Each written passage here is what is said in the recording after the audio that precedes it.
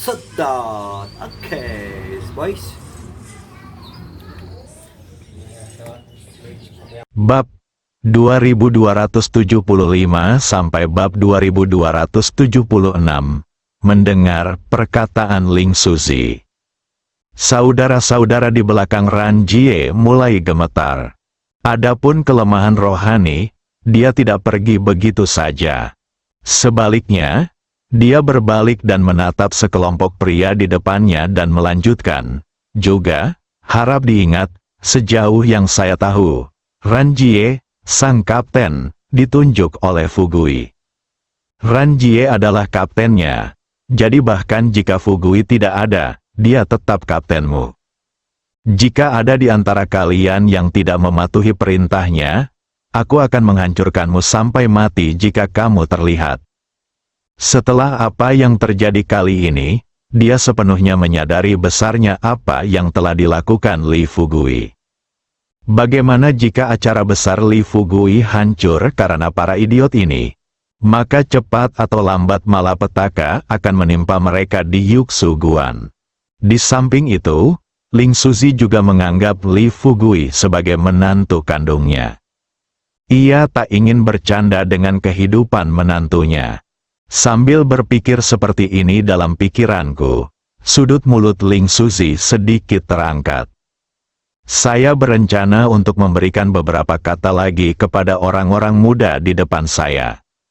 Tanpa diduga, setelah salah satu dari mereka sadar kembali, dia berkata terus terang kepada Ling Suzi, "Senior-senior, sejauh yang saya tahu, Anda adalah ayah dari penguasa kuil Yuxu.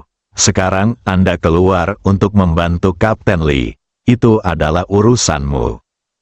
Tapi kamu tiba-tiba keluar untuk ikut campur dalam urusan tim kelima kita. Bukankah ini sedikit?" Pemuda itu tidak menyelesaikan kata-katanya. Ling Suzi sama sekali tidak sopan. Dia mengedarkan vitalitas dalam tubuhnya. Manfaatkan situasi ini dan serang dengan telapak tangan. Pemuda itu langsung dipukul menjadi bola kabut darah dan menghilang seketika. 5 anggota tim lainnya gemetar saat melihat adegan ini. Adapun Ran Jie, melihat kakaknya menghilang di hadapannya, dia bertanya pada Ling Suzi dengan bingung, "Senior tua, apa yang kamu?" Dahi Ling Suzi ditutupi dengan garis-garis hitam. Dia mengabaikan Ran Jie. Sebaliknya, dia menatap kelima anggota tim di depannya dan terus bertanya, "Siapa di antara Anda yang masih berpikir bahwa saya tidak dapat campur tangan dalam masalah ini dan Anda dapat berdiri dan terus berdebat dengan saya?" Anak-anak muda di depan saya ini juga tidak bodoh. Mereka tahu, siapapun yang berani berdiri dan berdebat dengan Ling Suzi sekarang hanyalah mencari kematian. Setelah Ling Suzi melihat sekeliling ke arah kerumunan, dia akhirnya melihat ke arah Ran Jie dan berkata kepada Ran Jie dengan cara yang tampak bersahaja, "Nak, meskipun kamu memiliki bakat, kamu terlalu emosional, dan kamu tidak memiliki sikap untuk menjadi seorang pemimpin sama sekali. Ingat, jika kamu ingin memimpin tim kelima di masa depan, kamu akan dibunuh. Pokoknya, menurutku kekuatanmu lebih baik daripada anggota tim kelima lainnya." Ran Jie menyadari setelah melihat ke belakang. Pikirkan kembali keseluruhan cerita. Ran Jie menjilat bibirnya yang kering. Dia tahu, jika dia benar-benar bisa mengatur semua anggota tim kelima terlebih dahulu, maka 2 bersaudara yang meninggal hari ini mungkin masih hidup sekarang. Tapi sayang sekali, dia tidak mengelola kelompok bawahannya dengan baik. Pikirkan ini, dia hanya mengangguk ringan kepada Ling Suzi, lalu bertanya pada Ling Suzi dengan rasa ingin tahu, "Senior-senior, bisakah Anda memberitahu saya, apakah para elf ini telah dilepaskan dari jurang bumi?" Ling Suzi berkata terus terang, "Apakah perlu bertanya?" "Bertanya, tapi kita berada di dalamnya sekarang. Jika kita tidak memprovokasi para elf ini, tetapi para elf ini datang untuk menyakiti kita, apa yang harus kita lakukan?" Ling Suzi mencibir dan berkata, "Jangan khawatir. Menurut pengamatan saya, para elf ini mencoba memecahkan jaring. Sebelum formasinya retak, para elf tidak akan menyakiti makhluk asli di kampus. Sekarang, kamu hanya perlu melakukan apa yang telah diatur Fugui untukmu. Jika ada yang berani ikut campur, kamu akan tahu di dalam hati apa konsekuensinya." Tinggalkan kata-kata ini, Ling Suzi terbang ke puncak sebuah gedung tinggi tidak jauh dari situ. Ran Jie dan yang lainnya saling memandang. Kelompok saudara ini bahkan lebih ketakutan saat ini. Mereka tahu di dalam hati mereka bahwa jika ada yang berani terus melanggar perintah Ran Jie di waktu berikutnya, bahkan jika Ran Jie tidak akan melakukan apapun terhadap mereka, orang tua yang tersisa saja mereka juga akan dipotong-potong. Setelah Ran Jie perlahan-lahan menjadi tenang, dia tidak lagi tunduk seperti sebelumnya. Sekarang, dia tidak lagi peduli dengan apa yang dipikirkan saudara-saudaranya tentang dirinya. Satu-satunya hal yang harus dia lakukan, itu untuk menyelesaikan tugas yang diberikan kepadanya oleh Kapten Li dan pada saat yang sama memastikan tidak ada lagi saudara-saudaranya yang kehilangan nyawa. "Kenapa kamu masih berdiri di sana? Suruh semua orang bergerak. Ingat ini selama operasi, kecuali ada orang luar yang masuk ke dalam kampus. Jika kamu bertemu makhluk lain di kampus, jangan berkelahi dengan mereka. Jika ada yang berani melanggar pesanan ini, saya tidak akan sopan sama sekali." Saudara-saudara tentu saja tahu apa yang harus mereka lakukan. Semua orang mengangguk, menyebar dengan cepat ke segala arah. Pada saat yang sama, jauh di dalam jurang bumi, Li Fugui dan yang lainnya telah hilang untuk waktu yang tidak diketahui sebelum mereka tiba di kedalaman jurang bumi. Ditemani beberapa orang mendarat, pemandangan di depan mereka sekali lagi membuka mata Li Fugui dan yang lainnya. Hua Duo, Jenny, dan Yuzhen membuka mulut mereka setengah terbuka, menatap ke depan dengan tidak percaya, seolah-olah itu adalah adegan yang muncul di film fiksi ilmiah. Setelah puluhan detik, Hua Duo membuka mulutnya dan menghela nafas dengan suara rendah. "Fugui, ini jurang bumi atau neraka." Li Fugui melihat sekeliling dengan hati-hati, kemudian dia melihat daerah sekitarnya berwarna merah. Kelompok api itu seperti awan di langit, bergerak perlahan dan tanpa arah. Panas terik membakar tubuh Li Fugui dan lainnya, seolah-olah tubuh mereka akan terbakar karena suhu yang berlebihan di detik berikutnya. Untung, Li Fugui dan partainya tidak dianggap manusia. Mereka mengerahkan vitalitas dalam tubuh mereka dan secara paksa menahan suhu tinggi. Namun demikian, dalam waktu kurang dari 1 menit, beberapa orang masih basah kuyup oleh keringat. "Duo-duo, Yuzhen, Jenny, kamu harus mengikutiku dengan cermat. Tempat ini terlihat sangat besar, dan aku tidak tahu apakah ada monster lain. Jika ada yang tertinggal, aku benar-benar tidak punya tempat untuk menemukanmu." Yuzhen menyeka butiran besar keringat di dahinya dan tidak bisa menahan tawa dan dengan bercanda berkata, "Jika saya tahu, kita seharusnya membuat pipa air untuk meredakan suhu tinggi di sini." Jenny tersenyum dengan santai, sedemikian rupa tempat yang besar. Jangan dikatakan itu pipa air. Kalaupun digali sungai bawah tanah, mungkin tidak akan bisa mengisinya. Li Fugui tampak serius, sementara dia terbang ke depan. Dia memperingatkan orang-orang di belakangnya lagi, katakan saja beberapa patah kata, dan bergembiralah. Selama kita menemukan cermin Jiu-Jiu Gui, kita bisa meninggalkan tempat ini, pergi ke kampus, dan mencoba menangkap para elf yang bergegas keluar kembali. Namun, meskipun ide Li Fugui indah, namun kenyataannya cukup kejam. Mencari jurang bumi beberapa kali, hingga vitalitas dalam tubuh Hua Duo hampir tidak dapat mendukungnya, mereka tetap tidak menemukan apapun. Li Fugui melihat wajah Hua Duo pucat dan kata-katanya lemah. Terlebih lagi, kembali dari sini akan menghabiskan banyak energi. Pikirkan ini, dia hanya mengepalkan tinjunya dan berkata terus terang kepada Hua Duo dan yang lainnya, "Ayo kembali dulu, kita sudah lama mencari dan belum menemukan apapun. Jika kita terus seperti ini, meskipun aku bisa bertahan, kamu juga bisa, tidak bisa berhenti." Hua Duo mengepalkan tangannya, matanya dipenuhi air mata. Dia agak tidak mau berkata kepada Li Fugui dengan suara rendah dan tersedak oleh isak tangisnya. "Fugui, kita semua telah sangat menderita. Jika itu benar-benar tidak mungkin lagi, mari kita terus mencari. Kita tidak bisa menyerah seperti ini." Fugui mengerti di dalam hatinya.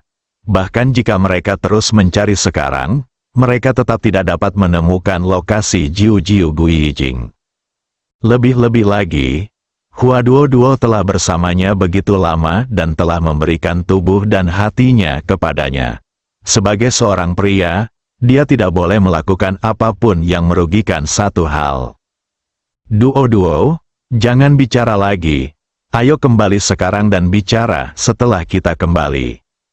Saat dia berbicara, Li Fugui memanfaatkan situasi ini dan memeluk Hua Duo dan terbang keluar sambil menggendongnya.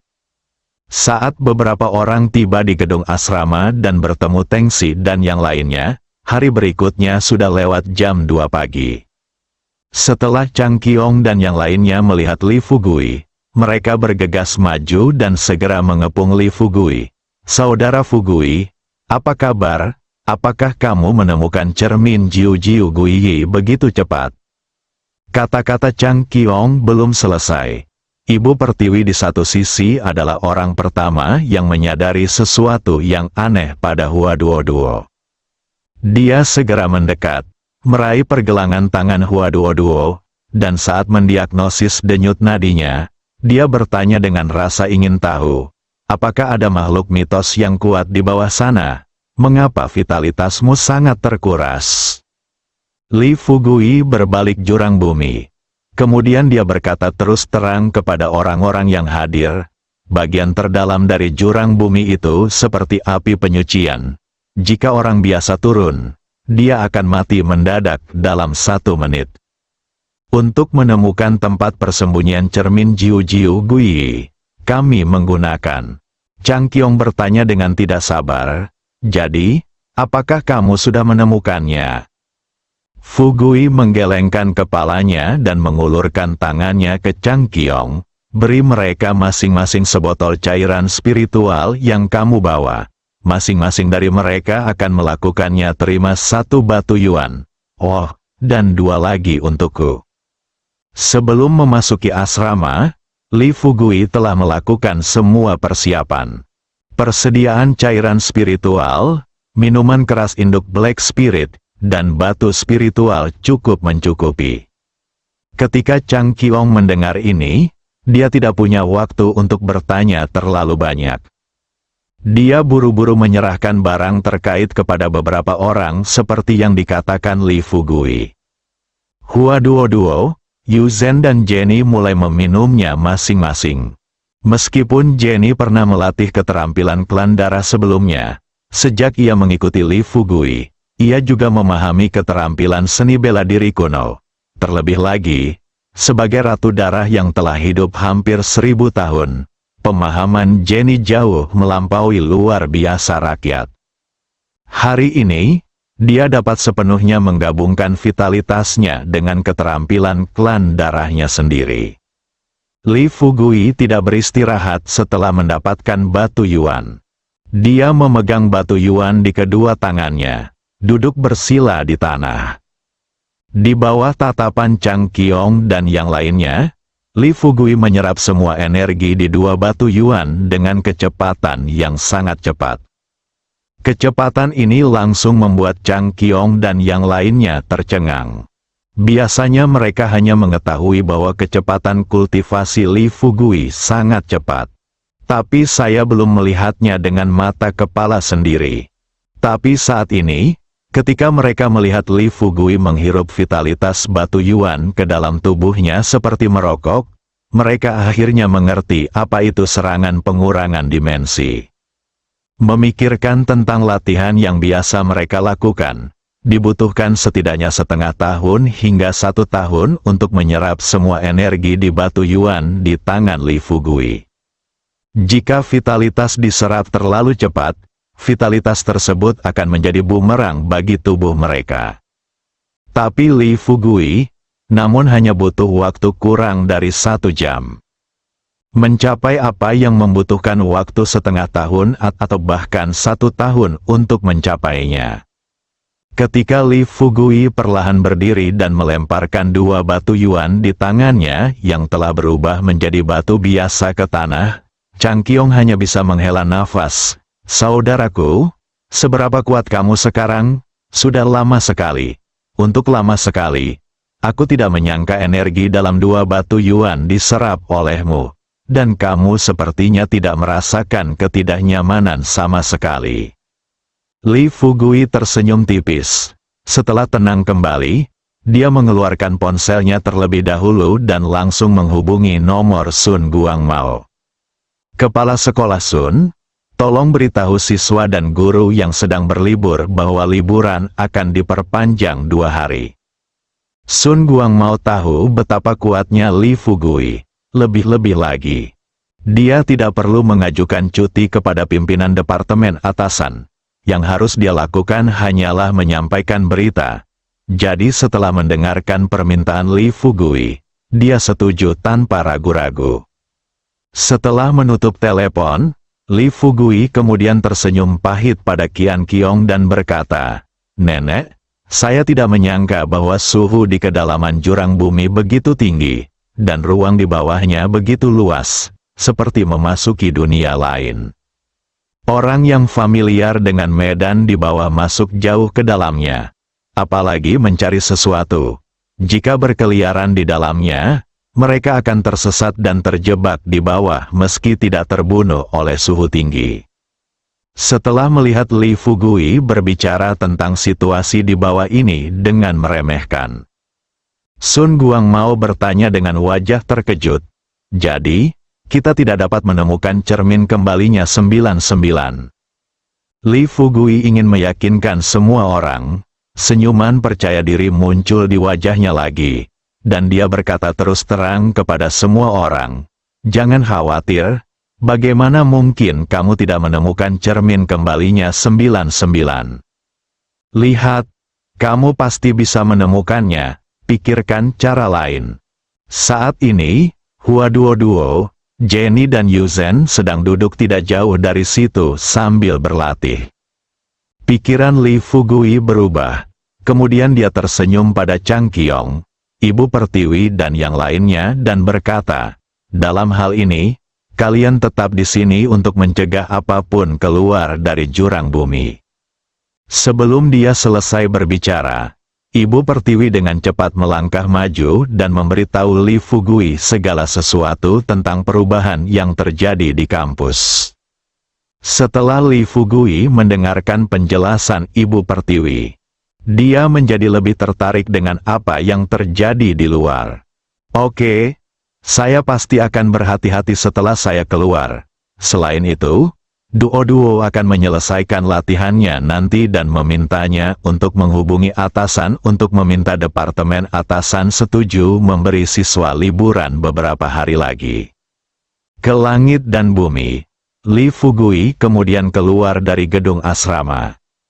Setelah keluar, meski saat itu sudah larut malam, Anda dapat melihat kunang-kunang bersinar dengan cahaya kristal di kampus, dan segala sesuatu di depan Anda tampak bertaburan lapisan bubuk fluoresen dan berkilau. Termasuk hewan-hewan kecil yang berlarian di hutan, tubuh mereka sebenarnya memancarkan cahaya biru yang redup. Adegan ini, mungkin Anda hanya bisa melihatnya di film. Kenyataannya, Ini adalah pertama kalinya mereka bertemu Li Fugui. Dia berdiri di sana dan menonton selama lebih dari 10 menit. Saat itu, vitalitas diedarkan dan lepas landas. Bersambung.